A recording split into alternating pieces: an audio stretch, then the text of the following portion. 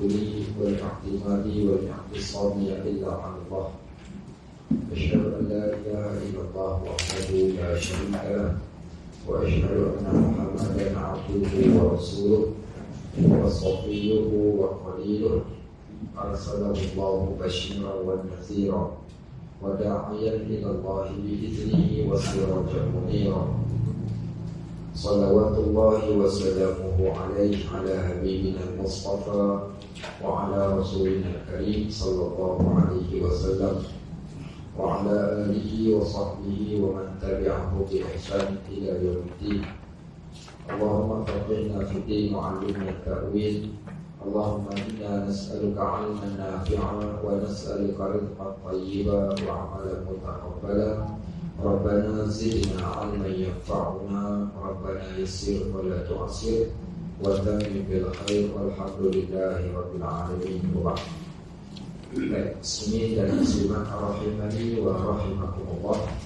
Alhamdulillah, diizinkan Allah pada pagi ini kita dapat sambung bacaan kitab Mukhtasar Riyadhus Shalihin, ringkasan kitab Riyadhus Shalihin, yang mana kitab ini di antara kitab yang terpenting terutama bagi as-saliki, orang-orang yang nak mencari jalan ke akhirat.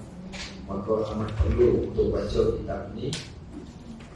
Kami sebut pada bulan yang lalu di buku dan contoh saya ceritakan tentang kitab Riyadhus Shalihin ini. Kata Ibnu Rajab Al-Hambali, dia kata, lazimilah wa'alaikum ayyuhal mu'minun, hendaklah kamu semua wahai orang yang beriman ditadabburi kitab Allah, untuk sentiasa tadabbur Al-Quran. Kemudian wa sahihain wa alaika bis sahihain, dan juga dia kata hendaklah kamu orang-orang Islam kalau nak berjaya hendaklah sentiasa mempelajari kitab Sahih Bukhari dan juga Sahih Muslim, juga Sunan Abi Dawud kalau ada peluang. Juga dia kata jangan lupa untuk membaca Riyadhus Shalihin dan kitab Al-Azkar Imam An-Nawawi, iaitu kitab Riyadhus Shalihin yang kita baca ni, juga kitab Al-Azkar Imam An-Nawawi, iaitu pengarang yang sama. Dia kata tunjih wa tuflih, nescaya kamu akan berjaya dan kamu akan beruntung. Siapa yang nak cari untung dunia dan akhirat, fa'alaikum bi Riyadhus Shalihin. Siapa nak berjaya di dunia dan di akhirat, maka hendaklah dia baca kitab Riyadhus Shalihin. Itulah juga dengan kitab-kitab hadis yang lain. Dan kitab Riyadhus Shalihin ini di antara salah satu kitab yang subhanallah kami yang beberapa kali telah pun khatam kitab ini. Ada kitab yang kita rasa seronok kita baca selepas daripada Al-Quran, melainkan kitab-kitab hadis, khususnya kitab Riyadhus Shalihin. Karena bila kita baca kitab ini, seumpama kita akan dapat nampak dengan jelas Islam secara keseluruhannya yang dibawa oleh Nabi SAW. Karena tajuk-tajuk yang ada dalam kitab Riyadhus Shalihin ini mencakupi seluruh kehidupan dunia dan akhirat. Sebab itu sebab kita baca hadis, dia akan banyak benda yang kita akan jumpa daripada satu bab kepada satu bab yang lain. Cuma kita mungkin sebab kekalangan masa, kalaulah Allah berikan pada kita kecukupan masa yang sememangnya tak cukup. Sebab apa tak cukup? Sebab kita banyak disibukkan dengan hal-hal dunia sehingga kita tertinggal oleh hal akhirat. Kalaulah kita diberikan keberkatan masa pada kita dapat belajar ataupun baca kitab Riyadhus Shalihin ini tiap-tiap hari, nescaya untuk kita dan seronok kita. Tapi apakah daya kita baca 2 minggu sekali, itu pun kalau Ustaz main, kalau Ustaz tak main lagi baik. So jadi boleh khatam sebulan sekali, dia boleh jadi beberapa tahun baru nak khatam. Tapi tak apalah, kita tak mampu buat semua, jangan tinggal semua. Baik, kalau pun tak mampu habis, jangan pula tak mula. At least kita mulakan takat yang kita mampu. Mudah-mudahan yang sedikit ini ada yang keberkatan bagi kita, kerana tak akan rugi orang yang membaca Al-Quran dan juga orang yang mempelajari akan hadis Nabi SAW. Baik, pagi ini kita masuk iaitu pada muka surat yang ke-22 daripada kitab, iaitu tajuk bab berkaitan tentang tanda cinta Allah kepada hamba. Baik, rasa-rasa ni Allah sayang tak kat kita? Tahu mana Allah sayang? Nikmat yang kita dapat ni kan. Okay, baik. Tanda Allah sayang ni maknanya yang pertama, dalam bab dunia Allah dah memang bagi kat kita, tapi dalam bab akhirat pun Allah bagi juga. Baik, tapi kalau dalam bab kiraan tanda Allah sayang, kita dapat dunia yang tu tak berapa nak tepat. Kalau orang kata, kita tanya soalan, Allah sayang tak kat kita? Kita kata sayang. Apa buktinya? Alhamdulillah Ustaz, harta saya berlimpah ruah daripada dalam batang sampai luar batang. Okey, contoh ni lah. Baik, kalaulah kiraan kita Allah sayang ni sebab Allah bagi harta, maka kita salah. Sebab di sana Nabi SAW dia terang dekat kita. Apa kata Nabi? Innallaha yu'ti dunya liman yuhib wa man la yuhib. Allah ni dia bagi dunia pada orang yang dia kasih dan orang yang dia tak kasih. Ada orang yang kaya, dia ni orang baik, dia kaya, ramai. Ada orang yang tak baik, kafir tapi kaya, ramai juga. Ada orang yang semayang, kaya, ramai. Ada orang yang tak semayang, kaya melampau, ramai juga. So dunia ni Allah boleh bagi pada orang yang Allah suka dan orang yang Allah tak suka. Habis kat mana bezanya kita yang beriman ni? Walakin Allah, tetapi Allah la yu'til akhirah, Allah tak bagi akhirat illa liman yuhib, hanya melainkan kepada orang yang Allah kasih. So siapa yang dapat akhirat, jalan ke akhirat, dapat ilmu akhirat, dapat luangkan masa untuk akhirat, itu tanda Allah telah bukakan ruang kasih sayang Allah kepada dia. Sebab tu tanda macam mana kita nak kenal Allah kasih dekat kita ni, ista'malahu fil khair, sehingga disebutkan di dalam hadis, may yuridillahu bihi khairan, siapa yang Allah nak berikan kepada dia kebaikan, ista'malahu fil khair, Allah nanti gunakan dia pada jalan kebaikan. Allah akan permudahkan dia jalan dia nak buat baik ni, mudah sangat-sangat. Ada orang subhanallah, dia cuba nak buat baik tapi tak terjodoh dia dengan kebaikan.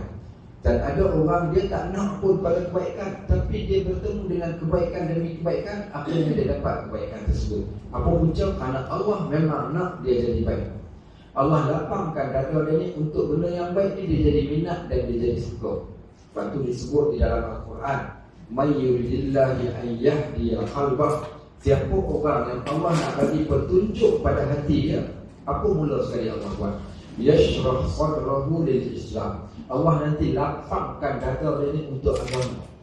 Dada dia ni rasa seronok bila sebut agama ni, dia rasa senang, dia rasa lapang, dia rasa tenang, dia rasa suka. Itu tanda Allah nak bagi kebaikan pada seseorang. Baik, so bila kita tanya soalan Allah sayang tak kat kita ni, kita tengok di mana kita dalam perkara kebaikan.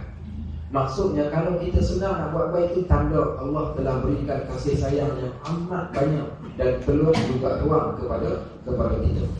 Baik, di sana ada satu bab. Kalau siapa baca ayat Al-Quran, pernah dengar tak satu surah, apa nama surah yang dinamakan dengan nama Allah? Surah apa? Surah Ar-Rahman. Baik, surah Ar-Rahman.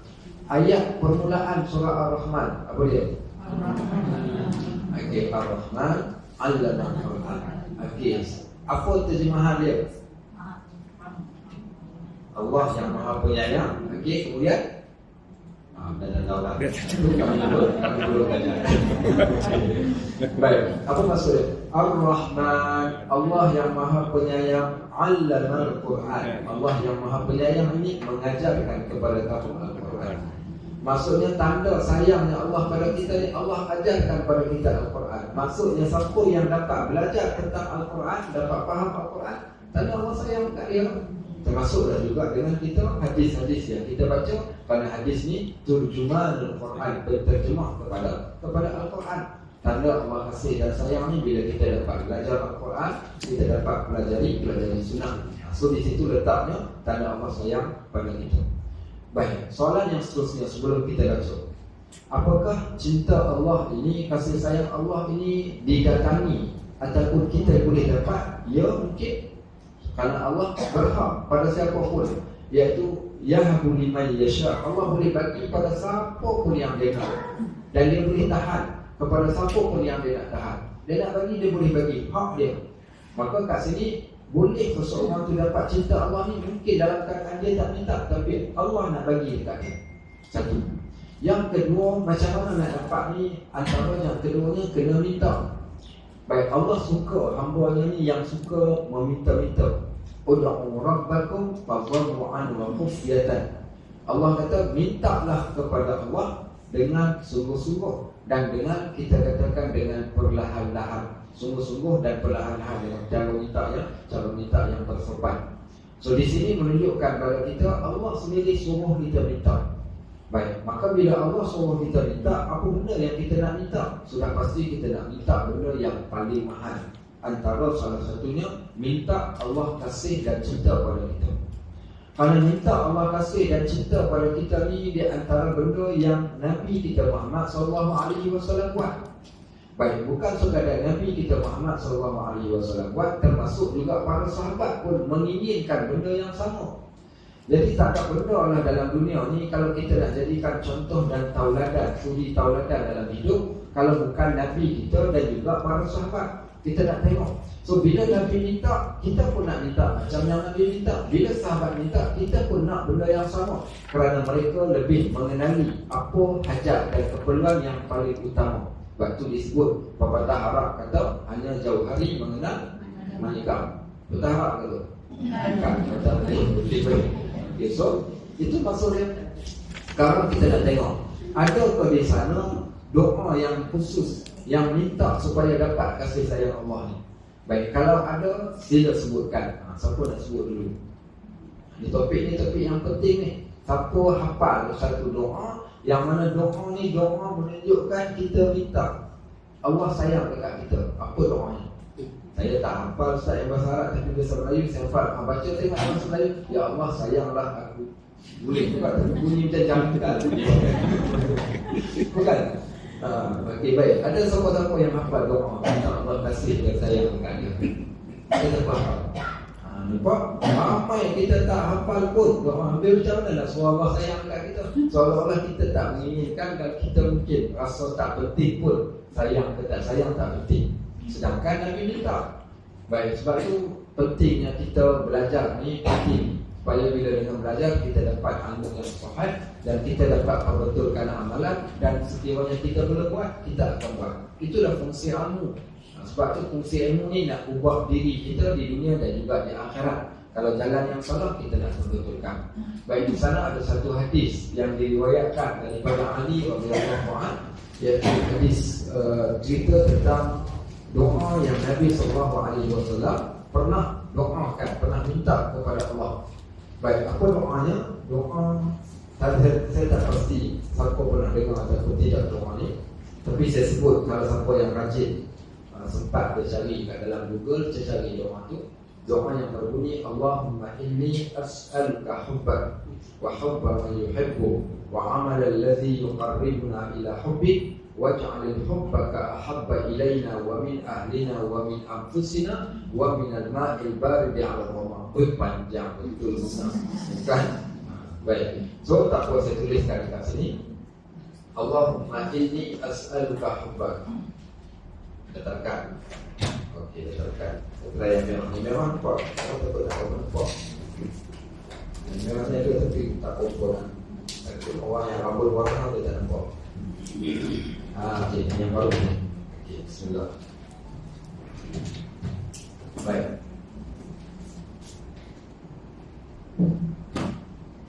Allahumma inni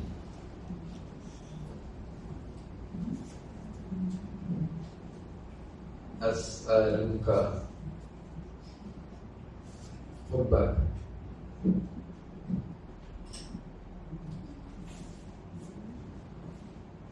wa hubba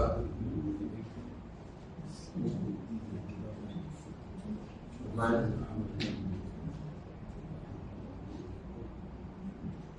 tuhibbu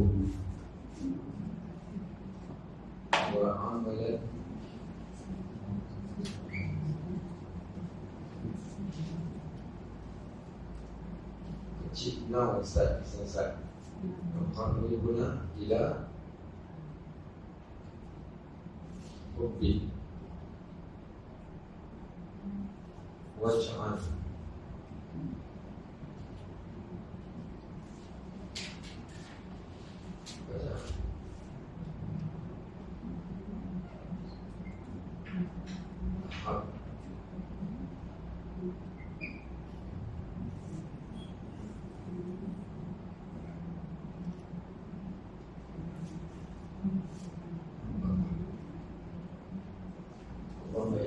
أسألك حبك وحب من يحبك وعملا يقربنا إلى حبك واجعل حبك أحب إلينا ومن أهلنا.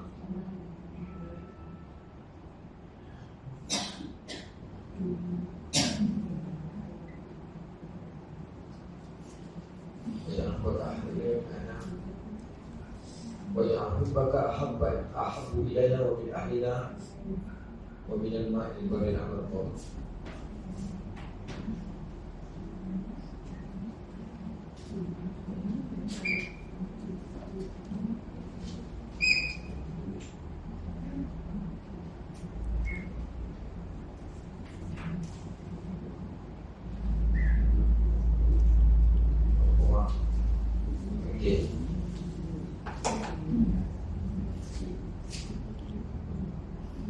Allahumma inni as'aluka hubbak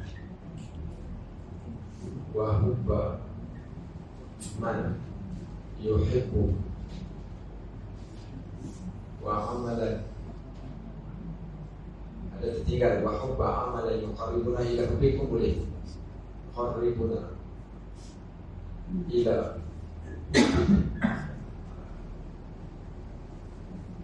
waj'al hubbaka ahabbu ilaina wa min ahlina wa minal ma'il baridi ala wa ma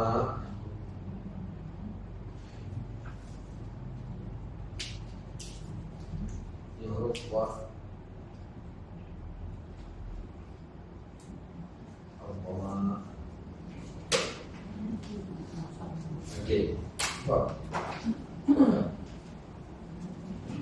Kita apa boleh dah kecil dengan kita. Ya, yang berisi Pak. Kalau tak nampak, nanti siapa-siapa mesej saya, nanti saya tolong forwardkan yang journey sikit kisah daripada hadis. Tak terang saya pun tak puas dengan apa. Jadi as'aluka hubbak wa hubba man yuhibbu wa amalan yuqarribuna ila hubbik waj'al hubbaka ahabbu ilaina wa min ahlina wa min al-ma'il barid 'ala al-dhama. Baik. Ada riwayat yang mungkin lain sikit daripada ada perkataan yang mungkin ada pun terlebih ataupun berkurang, tapi umumnya berkurang macam ni. Baik, sekarang kita tuju. Okey. Allahumma inni as'aluka hubbak.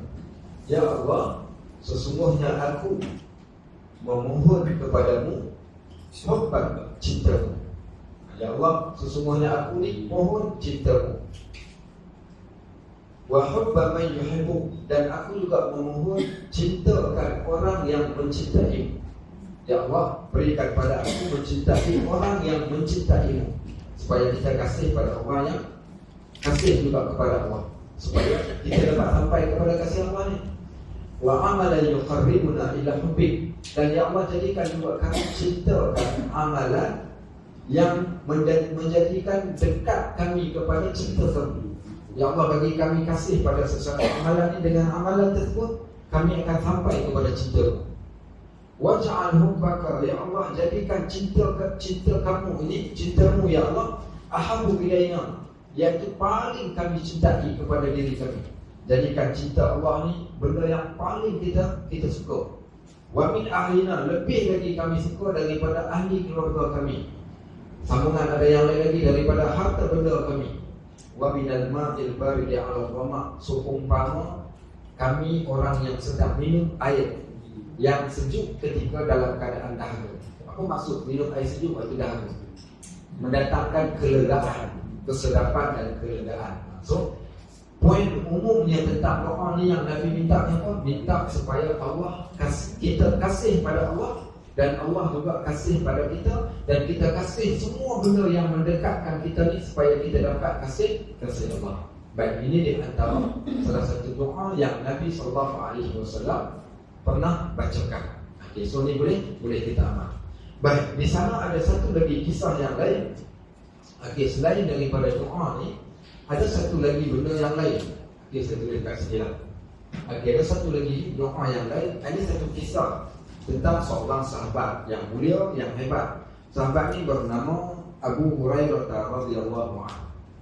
Abu Hurairah radhiyallahu anhu ni cerita dia pernah datang jumpa Nabi sallallahu alaihi wasallam. Pun Nabi doakan kepada dia dengan satu doa. Baik, apa yang Abu Hurairah minta? Dia kata, ya Rasulullah, doakan kepada Allah untukku.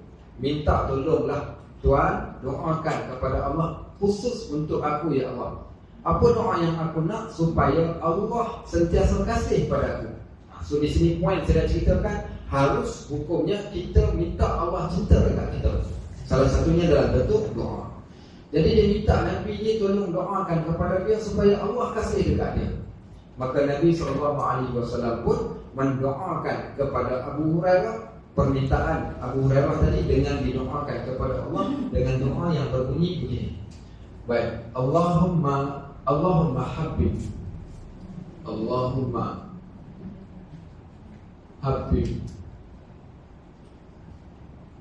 ila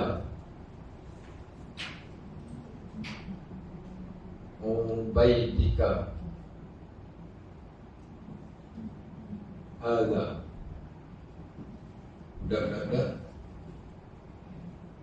wa habib ilaihi al-mu'minin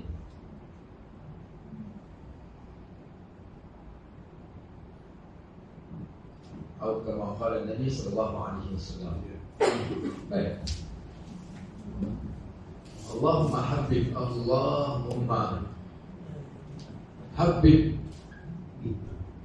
ila ubaidika hadza wa habib ilaihi al-mu'minina.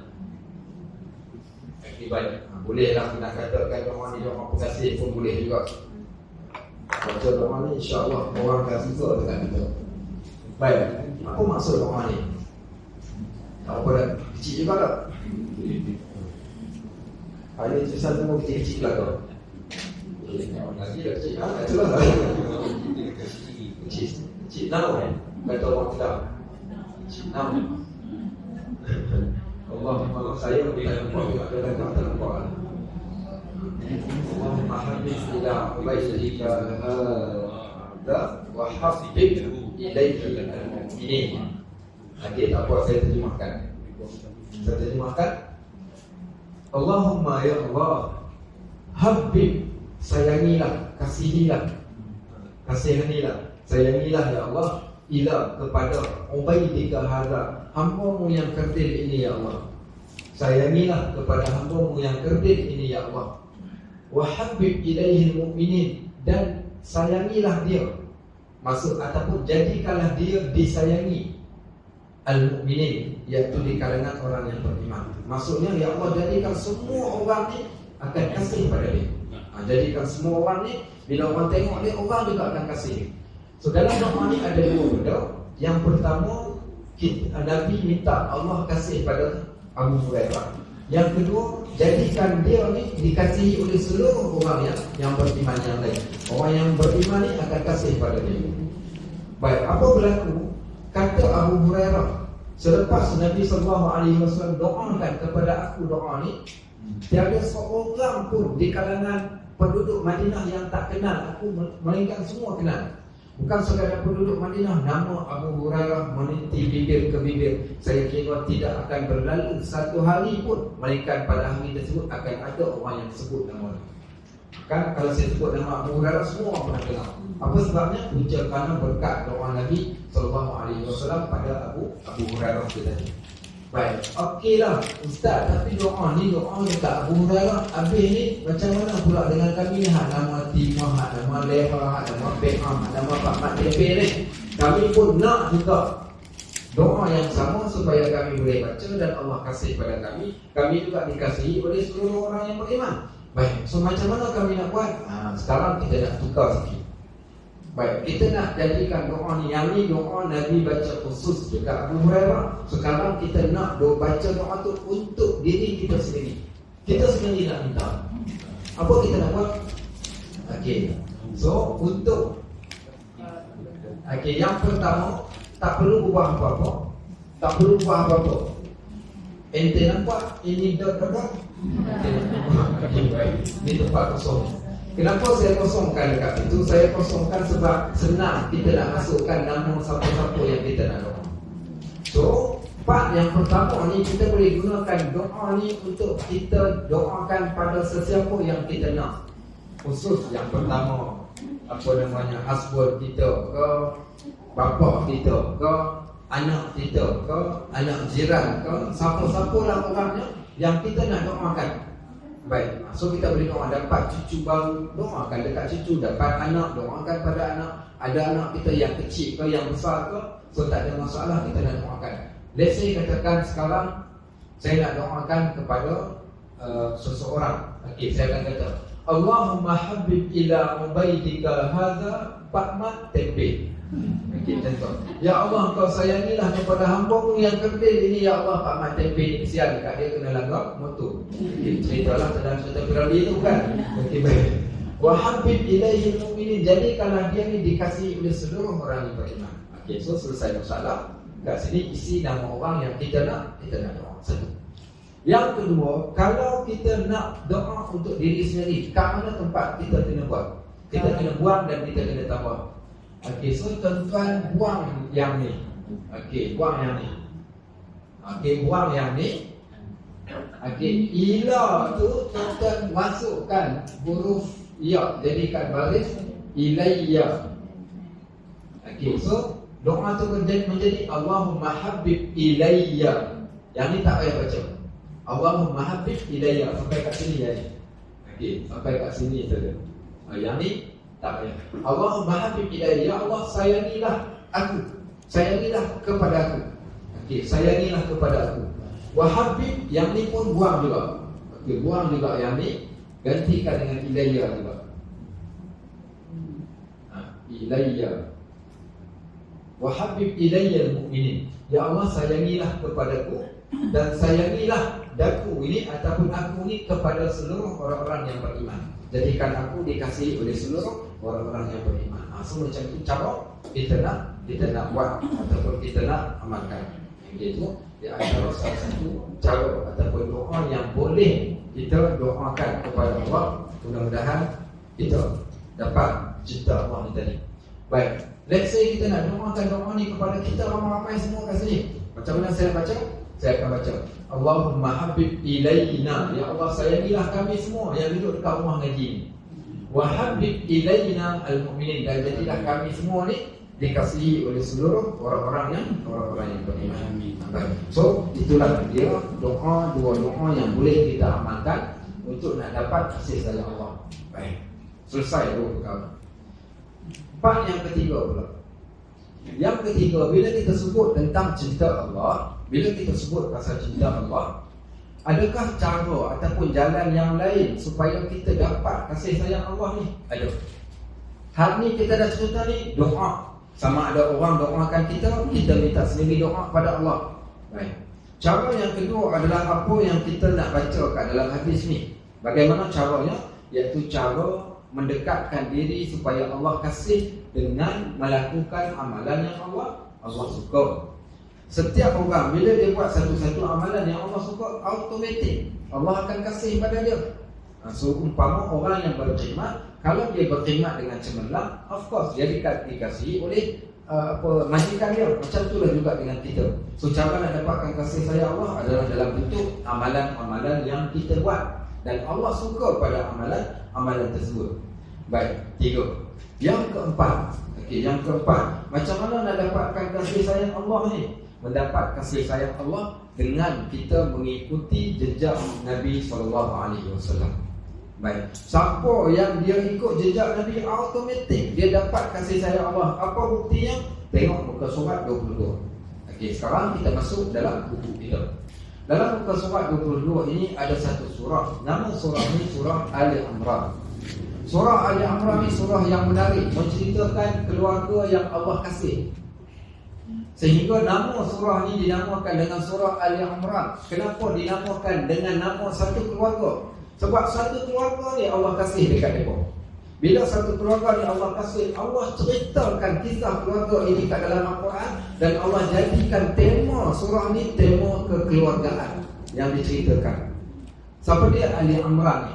Siapa boleh cerita kat saya siapa Ali Imran ni? Ali ni Pak Ali ke? Haji Ali ke? Said Ali ke? Siapa dia Ali ni? Ali bukan nama orang, cik oi. Habis apa nama dia? Ali ni maknanya keluarga. Okey, Imran keluarga Imran. Baik, siapa dia keluarga Imran ini? Imran ini ada seorang isteri. Okey, ada seorang isteri. Isterinya tak disebutkan nama, tapi ada yang kata nama isterinya adalah Hana. Okey, nama isterinya adalah Hana. Hana, H-A-N-N-A-H, bukan H-A-N-A-T, itu Hana. Itu orang Melaka disebut. Okey, Hana nama dia. Baik, so Hana ni isteri kepada Imran, yang mana dia ni menginginkan seorang anak. Anak yang dia inginkan adalah anak lelaki. Okey, dia inginkan anak lelaki. Bila dia inginkan, dia tahu dia tak mampu dapat pun anak, melainkan Allah bagi. Apa dia buat? Dia mintalah doa kepada Allah. Dan dua-dua mereka ni adalah suami isteri yang soleh dan solehah. Ceritanya, bila dia minta doa, batu biasakan kita bila kita nak berdoa pada Allah, minta doa yang ada value pada Allah, bukan yang ada value pada kita. Contoh, kalau minta kaya, pada kita ada value, tapi pada Allah, Allah tak pandanglah kekayaan. Sebab tu apa tujuan dia nak dapat anak ni? Dia kata, aku nak jadikan anak aku ini orang yang beribadat kepada Allah. Sebab tu aku nak anak lelaki. Dan aku nak anak aku ni jadi seumpama seorang Nabi yang kerja dia berdakwah kepada manusia. Sebab tu dia kata, dia nak jadikan anak dia orang yang sentiasa beribadat dekat Masjidil Aqsa. Asal dia nak dapat anak lelaki ni pasal apa? Kerana dia nak anak dia menjadi orang yang dekat dengan Allah. Pasal tu nak sangat-sangat anak lelaki. Mintalah ke Allah. Baik, falamma wada'at, ketika mana dia mau melahirkan anak tersebut, tiba-tiba dapat anak unsa, dapat anak perempuan. Walaysa zakaru kal unsa. Dia kata anak lelaki tak sama dengan anak perempuan. Sebab apa? Aku nak jadi anak aku ni jadi tok lebay, jadi pak haji, jadi tok guru, jadi tok syekh, jadi tok alim, ahli ibadat yang sentiasa dekat dengan Allah. Jadi perempuan mungkin tak dapat. Baik, akhirnya dia kata, tapi bila dia dapat anak perempuan, dia tetap bersyukur pada Allah. Tak apa, tak ada masalah perempuan pun.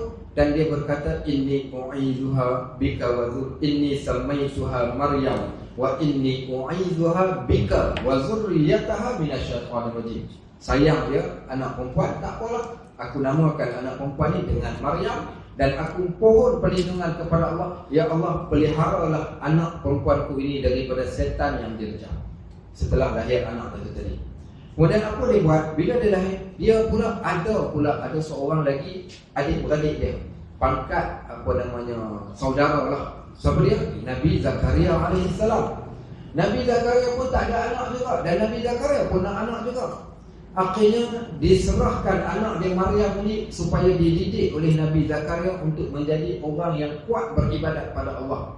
Sehingga dijadikan satu tempat mihrab yang berada kat dalam Masjidil Aqsa tu, tempat beribadat Maryam ni. Baik, maka Zakaria didik dia waktu yang sama. Zakaria juga minta doa pada Allah diberikan anak lelaki. Nabi Allah Zakaria dapat Yahya. Kemudian Maryam ini pula dapat sesuatu petunjuk. Ini keistimewaan Maryam, dia melahirkan anak tanpa suami dan anaknya menjadi seorang Nabi. Sebab tu, Allah hanya minta satu, Allah tak bagi satu. Allah bagi berapa dekat dia? Allah bagi dua. Dua tu siapa? Yang pertama anak perempuan yang hebat. Yang mana anak perempuan ni, kalau anak perempuan dan ni lelaki, pasti anak perempuan dan ni adalah seorang Nabi, bukan? So anak perempuan ni melahirkan seorang Nabi. Seorang Nabi pula, Nabi yang amat luar biasa, yang bercakap daripada kecil lagi dah boleh bercakap dah ketika selepas dilahirkan. Maka keluarga ini keluarga yang taat kepada perintah Allah. Maka sehingga ditunjukkan bagaimana surah ini dinamakan dengan surah ahli keluarga yang taat pada Allah. Baik, dalam surah Ali Imran ini diceritakan satu ayat. Ayat ini nak menggambarkan bagaimana Allah boleh kasih kepada hamba ini dengan cara ni. Apa dia cara dia? Ayat ini asbabun nuzul. Sebelum saya pergi kepada topik kita, asbabun nuzul ayat ini cerita orang Mekah dan juga beberapa orang ahli kitab. Bila Nabi pergi dakwah pada mereka ni, Nabi kata, jomlah ikut aku, ikut agama aku. Dia kata, Muhammad, engkau baru setahun jagung, engkau baru kenal Tuhan. Kami lebih kenal Tuhan ni berbanding engkau. Awal lagi daripada engkau, kami dah kenal Tuhan. Engkau baru kenal suami dua, kau nak ajak kami. Kau tahu tak, kami ni kaum yang lebih kasih kepada Tuhan kami, iaitu Allah, berbanding dengan engkau. Nahnu qaumun asyaddu hubban lillah. Kami adalah kaum yang paling kasih kepada Allah. Baik, akhirnya Allah turunkan ayat ni. Allah kata, Muhammad, pihak dekat mereka semua, qul, katakan pada mereka, in kuntum tuhibbunallah, kalau kamu cintakan Allah, fattabi'uni. Syarat untuk, kalau kamu betul cinta Allah, bukti kamu cinta Allah, hendaklah kalian ikut aku. Baik, bila kalian ikut aku, yuhibbukumullah, pasti kamu akan dikasihi oleh Allah kalau kamu ikut aku. So ayat ini menunjukkan pada kita syarat nak mendapat kasih sayang Allah dengan satu syarat. Syaratnya adalah fattabi'uni, ikut Nabi. So peliklah kita nak jalan ke akhirat, nak dapat selamat, nak dapat kasih sayang Allah, tapi tak ikut cara Nabi. So kena ikut cara Nabi. Wa yaghfir lakum dzunubakum, bukan sekadar dapat kasih sayang Allah, Allah ampunkan pula dosa. Wallahu ghafurur rahim, dan sesungguhnya Allah Maha Pengampun, lagi Maha Penyayang. So daripada ayat ini jelaslah kepada kita betapa Allah kasih pada hamba-Nya bila hamba-Nya ni ikut jejak Nabi yang diutuskan kepada mereka, iaitu Nabi kita Muhammad sallallahu alaihi wasallam. Baik, satu lagi. Ada satu hari Nabi sallallahu alaihi wasallam ni dia pernah tanya pada para sahabat, atadruna, kamu tahu tak siapa orang yang man asyaddu hubban lillah, siapakah orang yang paling kasih kepada Allah? Nabi tanya sahabat ni. Sahabat kata, al-malaikah, malaikat kot. Manusia yang makhluk yang paling kasih kepada Allah ni malaikat lah kot. Baik, Nabi kata, macam manalah wa kaifa la yu'minun fahum 'inda Allah. Macam manalah mereka tak kasih pada Allah? Mereka duduk dekat Allah. Malaikat ni dia duduk dekat Allah, dia boleh tengok Allah dan dia kenal Allah. Of course lah dia kasih dekat Allah. Nabi kata, so salah lah jawapan korang tu. Siapa yang dahsyat? Akhirnya dia orang kata, Nabi tanya lagi, manhum, ada lagi ke orang yang sangat kasih kepada Allah ni? Siapa dia? Makhluk ni. Dia orang pun sebut, okay, al-anbiya, para nabi-nabi. Nabi kata, of course lah nabi-nabi mereka kasih kepada Allah. Mereka Allah yang angkat lantik mereka menjadi nabi, dan mereka kenal Allah dengan sebenar-benarnya. Dan sekali Nabi tanya lagi, manhum, siapa dia orang yang paling kasih? Semua terdiam. Allah wa Rasuluhu alam, Allah dan Rasulnya mengetahui. Akhirnya Nabi kata, mereka-mereka yang kasih pada Allah ni, iaitu mereka-mereka yang tak pernah bertemu aku, tak pernah pun bertemu aku, tetapi mereka boleh beriman kepada aku, dan mereka ini juga di antara orang yang beriman pada Allah walaupun mereka tidak pernah melihat Allah Subhanahu wa taala. Siapa mereka? Alladzina yu'minuna bil ghaib. Mereka yang beriman dalam perkara-perkara yang gaib, mereka tetap boleh percaya dan mereka boleh kasih kepada Allah. Siapakah mereka? Mungkin kita, mungkin sahabat-sahabat kita dan orang-orang yang lain. Okay, so pengajaran daripada ayat ini, nak dapat sayang Allah adalah melalui ikut jalan Nabi SAW. Baik, sebelum saya nak baca hadis ni, di sana ada satu hadis yang lain. Hadis yang lain ni beberapa hadis gambaran sahabat berbanding kita ini. Kita duk berebut buat amalan yang kita suka. Kita suka buat amalan yang kita suka. Haji suka apa? Saya suka surah Yasin, Ustaz.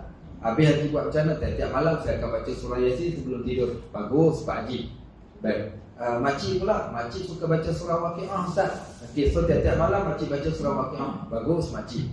Yang ni pula, okey saya Ustaz, saya suka bersedekah Ustaz. Okey, so amalan yang saya paling suka adalah kalau sedekah. Adalah setiap orang ni ada amalan yang dia suka. Ada yang berzikir, ada yang baca Quran. Baik, so dia buat amalan tersebut sebab apa? Sebab dia suka. Sekarang kita tengok macam mana para sahabat. Para sahabat ni mereka tak buat amalan disebabkan orang suka, ataupun hati dia suka, ataupun jiwa dia berkenan dengan amalan tersebut. Tak. Salah kalau kita katakan macam tu. Habis itu macam mana mereka sahabat ni mereka beribadat pada Allah ni dalam bentuk ibadat yang mereka buat? Mereka takkan buat sesuatu amalan melainkan mereka tahu amalan tu Allah suka, Nabi suka. Apa buktinya? Buktinya bila mereka datang jumpa Nabi SAW, kemudian mereka tanya Nabi, "Ya Rasulullah, ayyul a'mal ahabbu ila Allah wa ahabbu ila Rasul?" Wahai Rasulullah, apakah amalan yang Allah paling suka dan amalan yang kami paling suka? Amalan yang engkau paling suka. Kalau Allah suka, kami buat. Kalau engkau suka yang semua, kami buat. Kalau Allah tak suka, Nabi tak suka, kami takkan buat. Itulah resepinya. Macam mana dia orang dapat kasih sayang Allah? Pasal dia pun suka buat benda yang Allah suka. So, macam mana apa benda yang Allah suka ni? Yang tu kena tahu lah apa benda yang Allah suka. Sebab bila kita tahu apa benda yang Allah suka, kita buat, pasti Allah akan kasih dan suka juga kepada kita. Dan itulah mereka para sahabat ridwanullah alaihim ajma'in. Sebab itu hadis ni dimasukkan dan diletakkan hadis yang pertama, iaitu bagaimana Allah kasih kepada seorang. Kita baca hadis ni, automatik kita akan faham.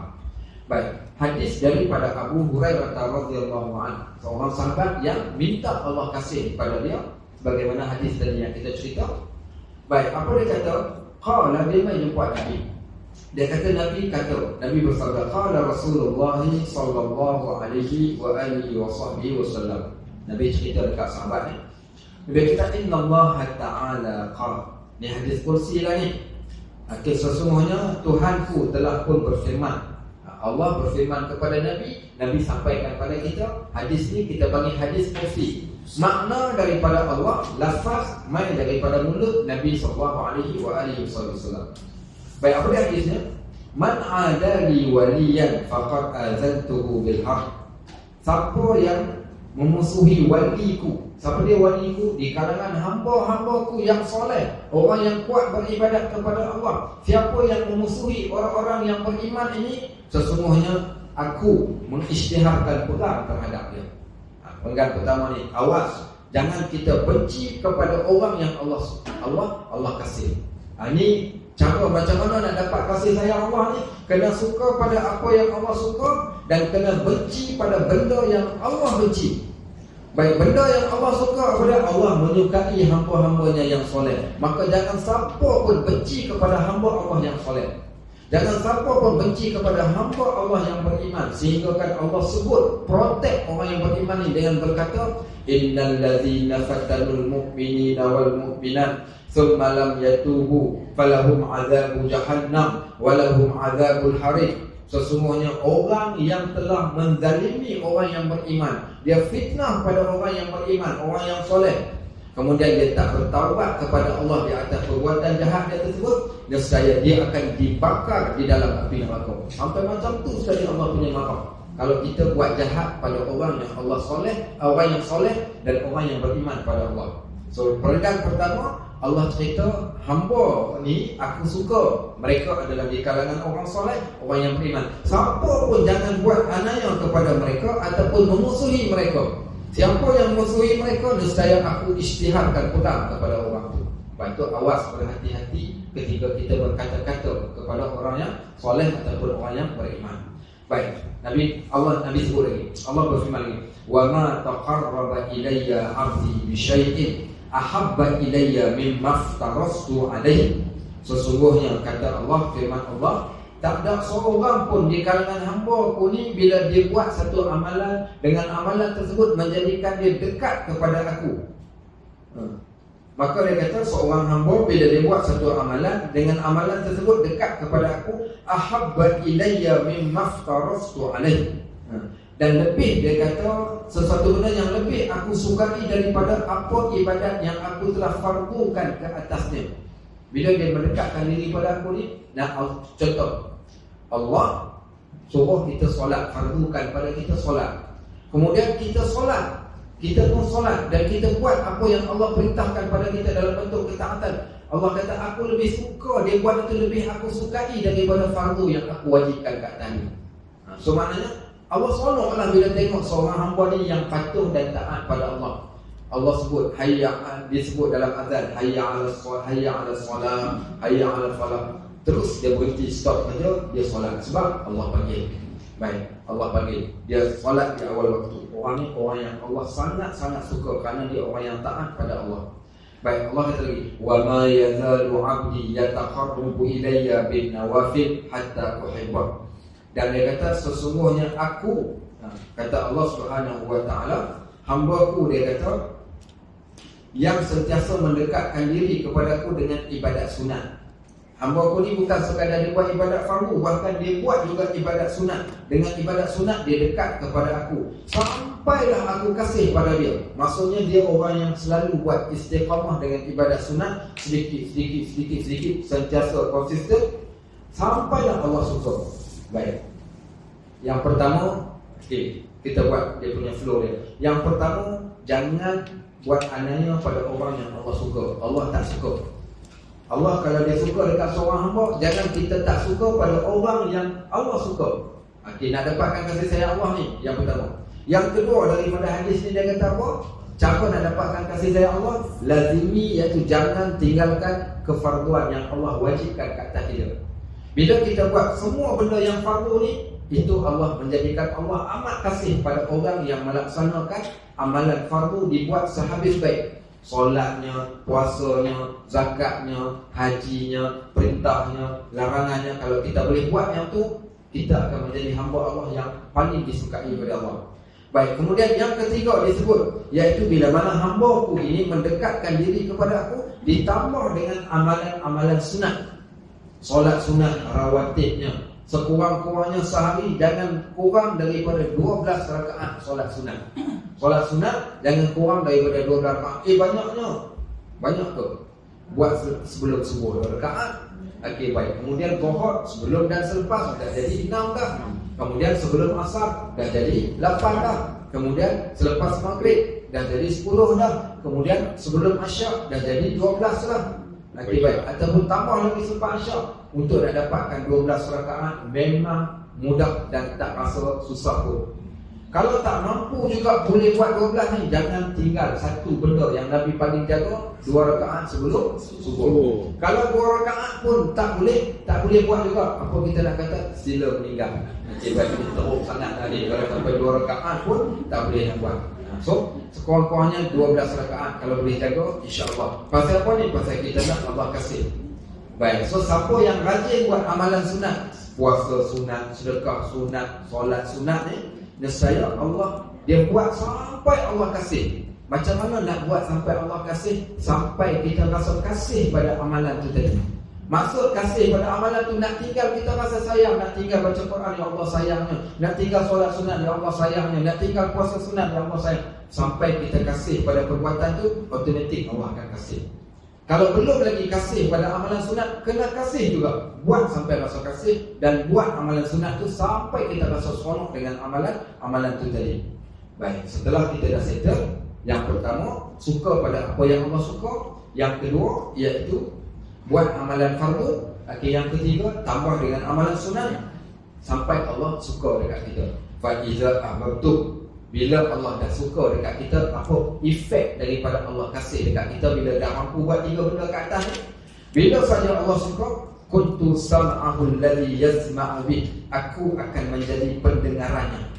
Baik, wa basarahu alladhi yubsiru bih, aku akan menjadi penglihatannya.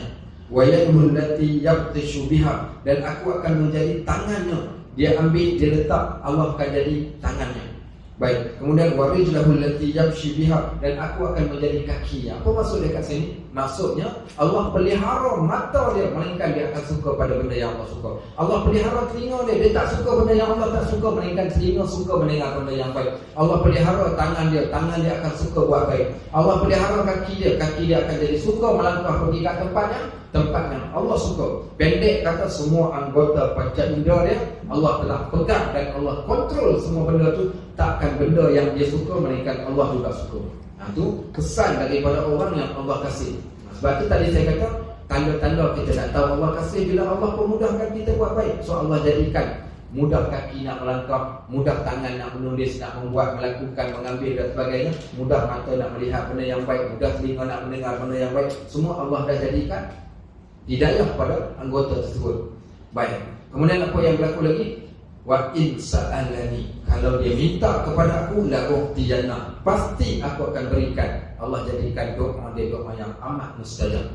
Wala in ista'azani la u'izanna, kalau dia pohon apa-apa sebarang perlindungan, aku akan berikan perlindungan pada dia. Sebab tu ada orang tanya, ada orang dulu-dulu, dia orang yang alim ni sampai ke satu tahap dia orang kata pijak bumi bergegar pokok. Dia bukan jadi King Kong. Habis itu aku masuk pijak bumi bergegar pokok ni, dia punya haibah dia, kehebatan dia. Orang datang tu, boleh tak nak minta tolong sikit, anak sakit ni. Dia kata saya tak pandai berubat. Dia kata tapi Allah dia yang boleh sembuh. Mintalah dekat Allah, itulah nak minta tolong doakan. Dia pun tak tahu dia nak doa macam mana, pohon pada Allah. Dia kata ya Allah kau sembuhkanlah budak ni. Bismillahirrahmanirrahim, Bismillahirrahmanirrahim, Bismillahirrahmanirrahim.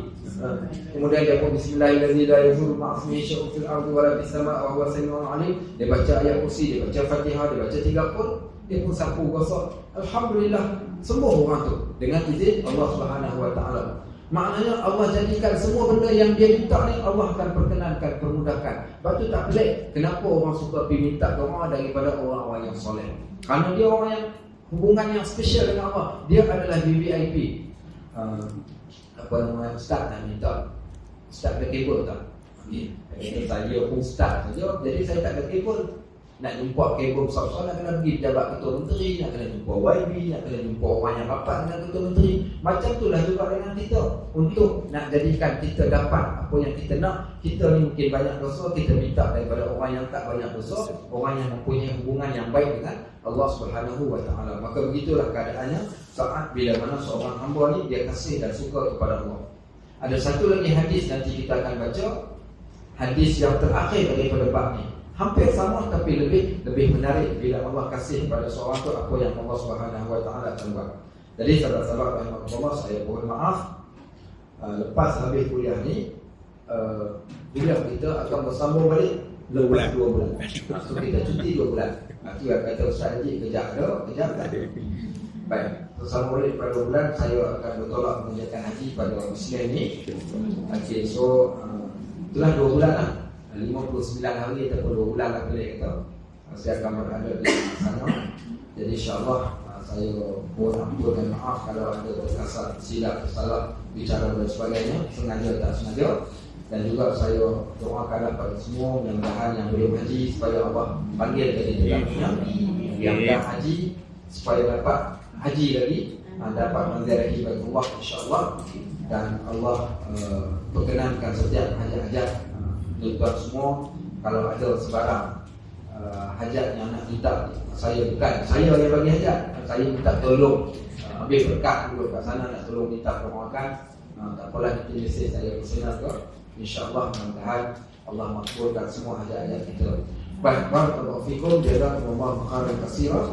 Subhanakallahumma wa bihamdik, asyhadu an la ilaha illa anta, astaghfiruka wa atubu ilaik. Wa sallallahu ala sayyidina Muhammad wa ala alihi wa sahbihi wa sallam. Walhamdulillahi rabbil alamin. Assalamualaikum warahmatullahi wabarakatuh. Ada soalan kan ada? Ada soalan? Ya. Amalan itu. Apakah kali kita dapat rasakan yang Allah menerima amalan itu? Apakah tanda yang kita dapat rasa Allah terima amalan kita? Yang pertama, setiap orang bila dia beriman, bila dia beramal, satu syarat dia mesti kena buat. Ataupun ketika dia meminta sesuatu kepada Allah, iaitu husnul dhannu billah, bersangka baik dengan Allah. Lepas tu Allah berfirman dalam satu hadis kursi, ana 'inda dhanni bi, aku berada pada sangkaan hamba-Ku. Falyahsinu dhannu bi, hendaklah semua kalian bersangka baik kepada Allah. Sebab tu yang pertama sekali kena sangka baik kepada Allah. Yang kedua, syarat supaya amalan kita ni kita ketahui diterima oleh Allah ni ada dua syarat utama. Syarat yang pertamanya mesti niat yang ikhlas. Wa ma umiru illa liya'budullaha mukhlishina lahuddin. Tidak kuperintahkan kalian melainkan beribadat kepada Aku dengan ikhlas. Syarat yang kedua adalah iaitu bertepatan dengan syarat. Mesti betul dengan syarat. Sebagaimana apa yang Allah perintahkan dan diajarkan, macam itulah kita kena buat. So, niat ikhlas bertepatan dengan syarat, insya-Allah pada akhirnya amalan tersebut adalah makbul, diterima. Baik, yang ketiganya, macam mana tanda amalan kebaikan itu tadi kita buat. Subhanallah, Allah jadikan innal halala bayyinun wa innal harama bayyinun. Yang halal terang, yang haram pun terang. Dan Allah jadikan yang haram dan yang halal ni berbeza. Halal ni benda yang menenangkan jiwa, adapun yang haram ini benda yang menggusarkan jiwa. Sifat ibadat itu sendiri adalah menenangkan jiwa manusia. Bila kita dapat laksanakan ibadat, kita dapat rasa kepuasan, dapat rasa kesedapan, ketenangan. Itu tanda qabulul amal. Baik, kemudian di antara syarat, contohnya sebagaimana haji yang mabrur. Saya baca beberapa tafsiran tentang haji yang mabrur. Macam mana nak tahu haji yang mabrur? Haji mabrur ni haji yang makbul, haji yang diterima. Iaitu bila mana dia selesai daripada dia buat satu-satu ibadat tersebut, Allah jadikan rezeki pada dia tu, dia akan menjadi lebih baik, lebih baik, lebih baik. Bukan menjadi makin ke belakang, makin ke belakang, makin ke belakang. Maksudnya dengan bila dia dapat amalan yang diterima ni, Allah akan timbulkan rasa lagi keinginan dia untuk melakukan amalan kebaikan, iaitu istiqamah dengan amalan kebaikan. Itu tanda penerimaan amalan. Orang ini akan menjadi orang yang istiqamah dengan perkara kebaikan. Sebab itu disebut dalam ayat Al-Quran, apa Allah kata? Fa iza faraghta fanfaq wa ila rabbika farghab. Bila kamu selesaikan satu tugas, jangan berhenti dengan tugas tersebut, lakukan pula tugas yang lain. Tetapi bila kita banyak melakukan tugas-tugas ketaatan, ibadat, Allah letakkan ayat terakhir, wa ila rabbika farghab, dan kepada Allah hendaklah kecenderunganmu. Hati ini sentiasa menginginkan Allah, berhajat kepada Allah, bersangka baik dengan Allah, mengharapkan rahmat daripada Allah. Itu tanda hati yang bersih, orang yang Allah pertemukan jodoh dia ni, maksudnya berkena dengan makbul ataupun penerimaan di sisi Allah Subhanahu wa taala. Itulah di antara benda yang boleh saya sampaikan. Baik, ada yang lain? Baik pula. Ya. Okey. Soalan ni saya dalam. Okey. Ustaz tak sesuai. Okey. Baik, Ustaz Najib juga sesuai. Sebab dalam Quran Allah sebut Allah kan aku kan. Okey, sampai disebut kami. Okey, baik. Kenapa aku, kenapa kami? Yang pertama, Allah Subhanahu wa taala, bahasa aku ini bahasa menunjukkan kepada Allah itu Jabbar. Jabbar itu iaitu seumpama Allah yang maha berkuasa, Allah yang qahar, yang maha perkasa, Allah yang muntaqim, yang maha membalas. Maka menunjukkan kebesaran Allah. Kebesaran Allah seumpama kalau seorang raja ni dia akan ada bahasa dia sendiri. Dia akan kata better. Dia tak sebut perkataan biasa macam orang biasa. Tapi Allah sebut aku. Kenapa aku? Okey, aku ni yang pertama, aku terjemahan bahasa Melayu. Okey, kalau terjemahan Arab, tetap Allah sebut ana juga. Ana ni cuma kita orang Melayu yang terjemahkan ni sebagai aku. Baik, kalau aku diterjemahkan ke bahasa Arab, tetap ana juga. Dan bahasa Arab menggunakan ana, cuma bahasa kita saja yang katakan aku. Kenapa orang Melayu guna aku ni? Guna aku ni kerana aku ni lebih nampak keperkasaan. Bila guna aku ni lebih nampak kepada kebesaran yang ada pada Allah Subhanahu wa taala. Maka ulama-ulama kita menggunakan ketika bertutur tentang Allah dikatakan, dibahasakan dengan aku. Satu. Yang keduanya pula, kenapa kami? Dalam Al-Quran disebut nahnu nazzalna, kami yang turunkan. So kenapa kami? Kami ini menunjukkan juga kebesaran dalam bahasa Arab. Bila orang Arab bercakap, dia nak gambarkan tentang kebesarannya, dia tak akan katakan saya, tapi dia akan katakan kami. Kenapa kami? Kami ini menunjukkan kebesaran dia. Kita orang dulu-dulu pun kita suka gunakan kami. Kami main ini sebenarnya, sedangkan dia datang seorang tapi dia sebut kami. So dia nak sebutkan benda yang dia katakan ini benda yang sungguh-sungguh. So kami di dalam sebutan Allah itu adalah menunjukkan kepada kuasa Allah, dan sungguh-sungguhnya Allah nak menyampaikan kepada kita tentang sesuatu benda.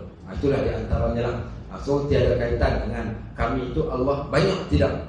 Kami pada istilah lafzul jalalah bukan bermaksud ramai, tapi kami itu pada kebesaran dan kemuliaan yang ada pada Allah Subhanahu wa taala. Itu saja. Baik. Wallahu a'lam bishawab. Subhanakallahumma wa bihamdika asyhadu an la ilaha illa anta astaghfiruka wa atubu ilaik. Wassallallahu ala sayyidina Muhammad wa ala alihi wa sahbihi wasallam. Alhamdulillahi rabbil alamin. Allahu